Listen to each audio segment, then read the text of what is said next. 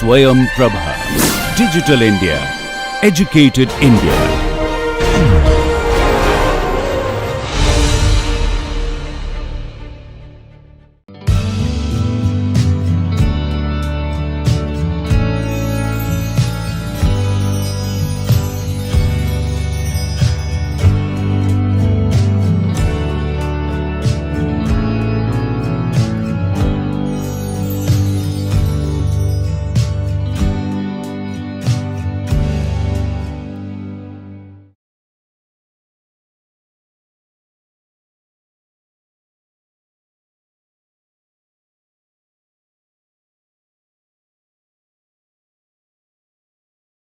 Hello all, welcome back.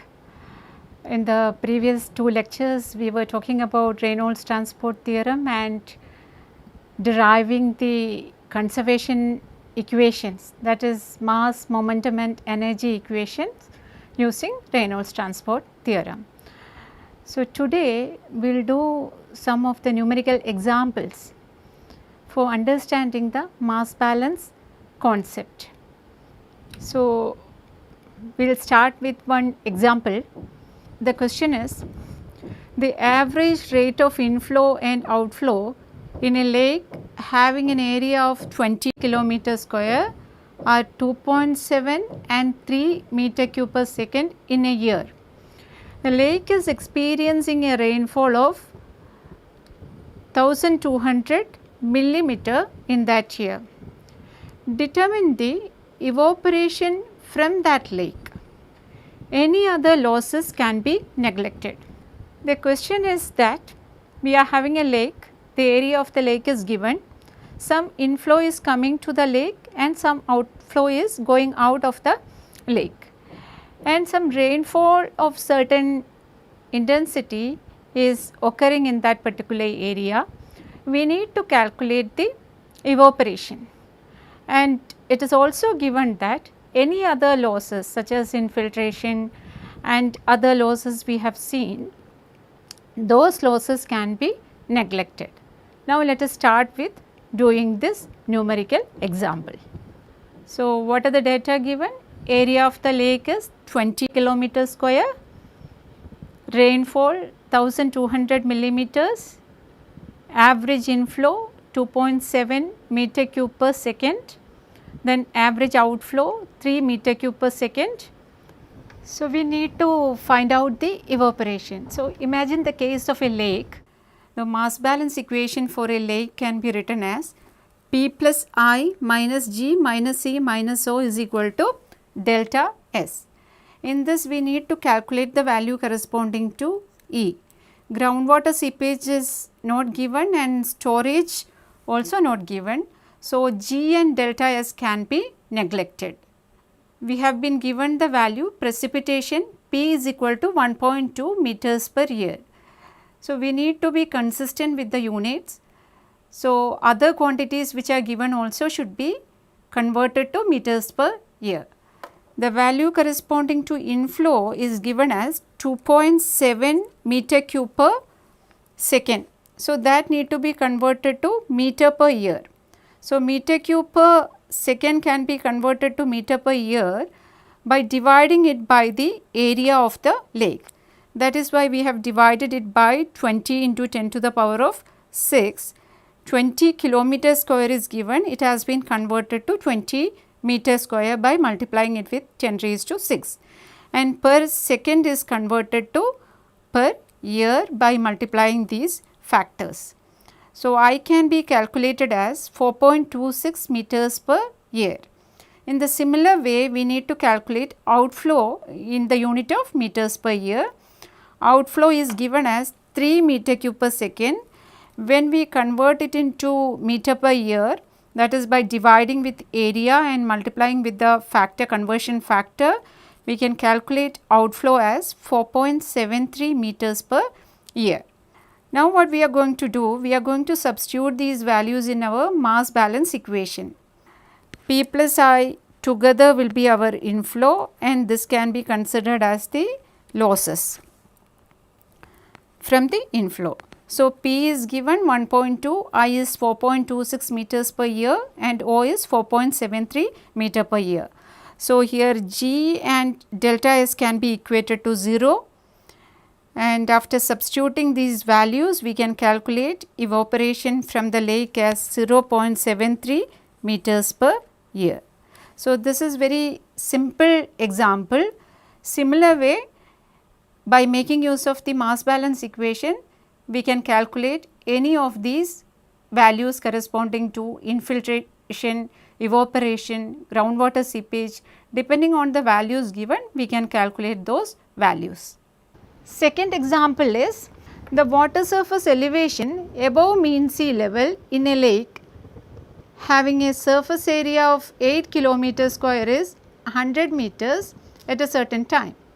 A precipitation event with a uniform intensity of 10 millimeters per hour occurred during the next 24 hours, and the evaporation rate from the lake was calculated to be 0.2 millimeters per hour. The average inflow into the lake is at a rate of 25 meter cube per second, and the outflow from the lake is at a rate of 28 meter cube per second during this period. The water surface elevation after the cessation of the precipitation event is 100.2 meters. Calculate the groundwater seepage during this period.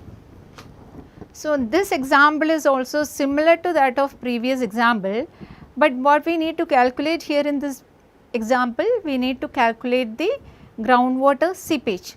So, we can see the data initially. Data given are area of the lake is 8 kilometer square. As we have done in the previous problem, it has to be converted into meter square. Then we are having the water surface elevation. Before the occurrence of rainfall, we are having a water surface elevation in the lake 100 meters, that we are representing by means of EL1. And then we are having a rainfall of 10 millimeters per hour, and it is lasting for 24 hours. Evaporation rate is given to you 0.2 mm per hour, average inflow 25 meter cube per second, and outflow, average outflow is 28 meter cube per second. Water surface elevation at the end of, once the rainfall is stopped, after that what will be the water surface elevation? It is given to be 100.2 meters. We need to calculate the groundwater seepage. We are having the inflow into the problem, into the lake, and outflow from the lake. We are having the rainfall which is falling over the lake.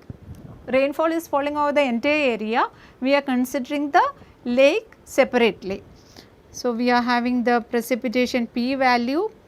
Then from the lake there is some evaporation taking place. So, evaporation from the lake is given to you, that can be represented by E, and water surface elevation at the beginning of the rainfall, just before the rainfall, EL1 is given to you, and just after the rainfall, once the rainfall is stopped, what is the water surface elevation? EL2 is also given to you. What we need to calculate during this event, how much is the water which has gone as the groundwater seepage. This we need to calculate. Let us start solving the problem. Same mass balance equation for the lake. P plus I minus G minus E minus O is equal to delta S. So, here in this case the precipitation is given to you, inflow is given to you, evaporation from the lake is given to you, outflow from the lake is given to you, and water surface elevation, difference in water surface elevation is given to you, EL1 and EL2 is there. By taking the difference, we can get how much water is stored in the lake. That can be taken as the storage delta S. Next thing we need to look into is the units. Units for all these processes should be same. So, precipitation is given as 10 millimeters per hour. So, it will be 0.24 meters per day. Now, coming to evaporation rate, E is given to be 0.2 millimeters per hour. E is equal to 0.0048 meter per day.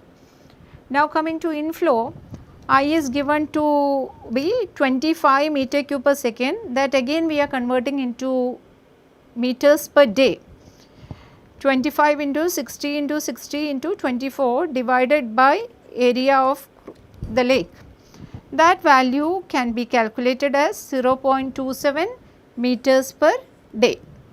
Now, outflow value was around 28 meter cube per second, that can be calculated as 0.302 meters per day.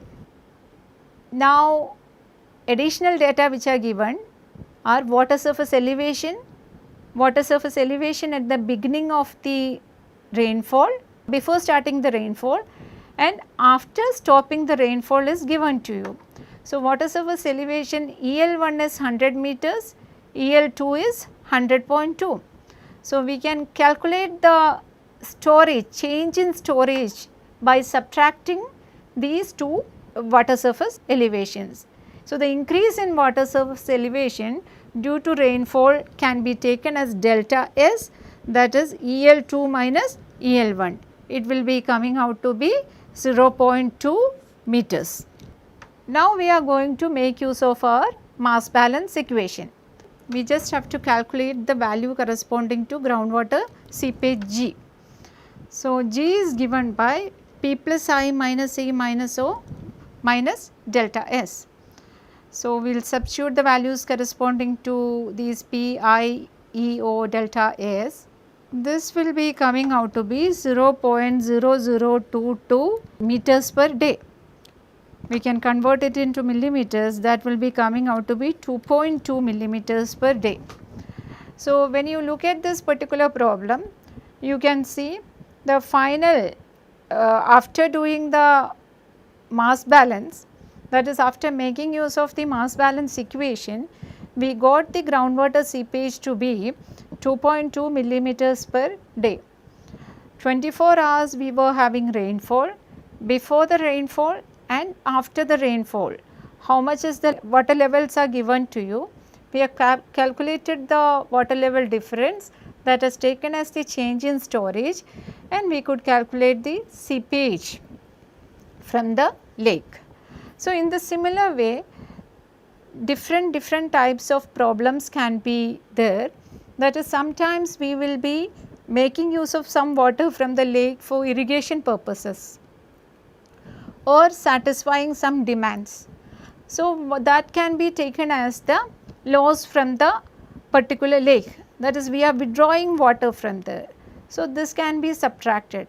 Sometimes some extra inflow will be coming. So, that way some changes or modifications have to be done in the formula depending upon the data given to you.